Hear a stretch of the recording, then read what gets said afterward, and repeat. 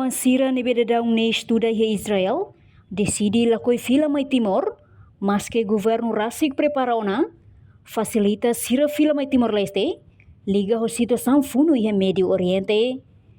Timor sira ne lakoi fila mai Timor-Leste, ho razão também sira considera tensão funu e Médio Oriente ne, ladau que foi ameaça direita basira ne segurança. Vice-ministra Assunto ASEAN, Milena Rangel informa assunto neba jornalista Timor-Post e Salão Sene, quinta-feira ne.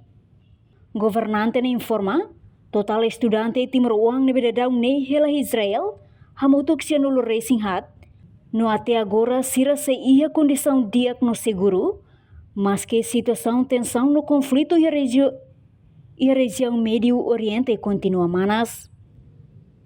Mas que no ne, governo continua halo aproximação no comunicação com estudante sira e a região neba, ho di update sira ne condição. Kita contato sira dia aquela, sira situação dia aquela, kita pode acompanhar antes do sanessa, quando o governo iniciativa cara pode ser filho, sira rasa de sira kata sira cara aquela, tudo essa mistura, também lá sira sente seguro, é mesmo aproximação que kita harus. Qual é o impacto rumah basira muslim? Até agora tem comunicação lá, dia aquela significa kata quando a comunicação porque ser dia aquela. Obrigado, Bang.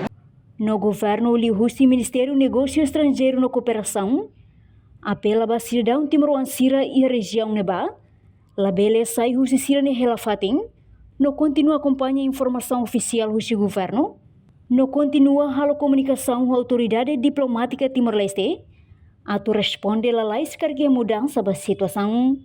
Reportagem no Vai Magno Televisão Timor-Post.